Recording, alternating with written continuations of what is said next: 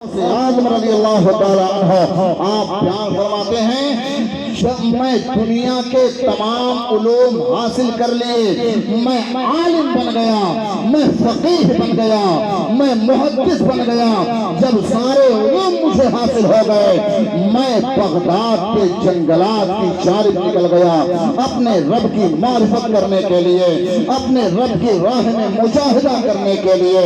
आप फरमाते हैं, ऐ लोगों, मैंने 25 साल तक बगदाद के जंगलात की खाक खानी है अपने रब का कुर्ब हासिल करने के लिए, अपने रब की मारिफत हासिल करने के लिए।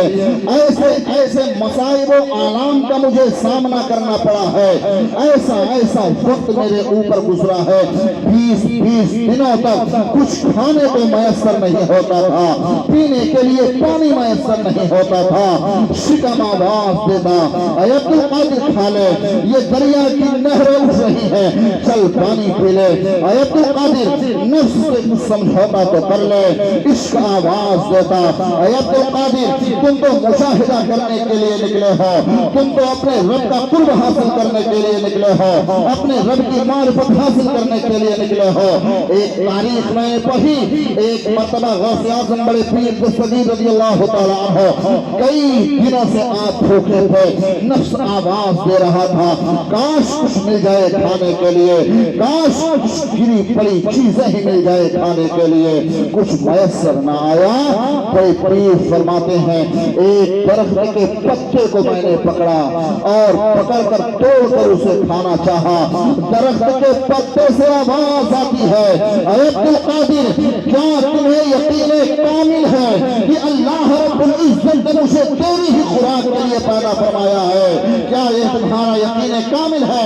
आप फरमाते हैं, मैंने उस दरख्त के पत्ते को छोड़ दिया, मैं दूसरे दरख्त के पास गया, सोचा लाओ इसे खा ले, शायद कुछ तसल्ली हो जाए। दूसरा दरख्त पकड़ा, तीसरे दरख्त के पत्ते को पकड़ा, हर दरख्त के पत्ते से यही आवाज आती रही, अब्दुल कादिर क्या तुम्हें ये यकीन कामिल है कि अल्लाह रब्बुल इज्जत ने मुझे तेरे ही लिए पैदा फरमाया है? आवाज आती, आप उसे छोड़ देते, आपने कसम खा ली, अब मैं उसी वक्त खाना खाऊंगा जब मेरा रब मुझे खिलाएगा, जब मेरा रब मुझे खिलाएगा।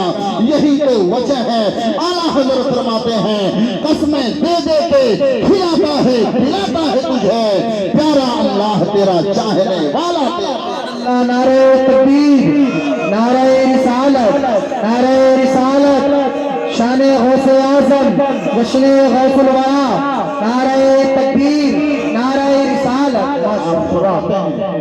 बगदाद के मुजाहिदात के दौरान मेरे ऊपर इतनी मशक्क़तें डाली गईं, इतनी परेशानियां डाली गईं कि अगर वो परेशानियां पहाड़ पर डाली जाती तो पहाड़ भी रेजा रेजा हो जाता। आप सोचो, आप फरमाते हैं, तूफान आता, गर्दो गुबार आता, मेरे जिस्म को जख्मी कर जाता, मैं जमीन पर बेहोश होकर गिर जाता, मुझे कोई होश नहीं रहता।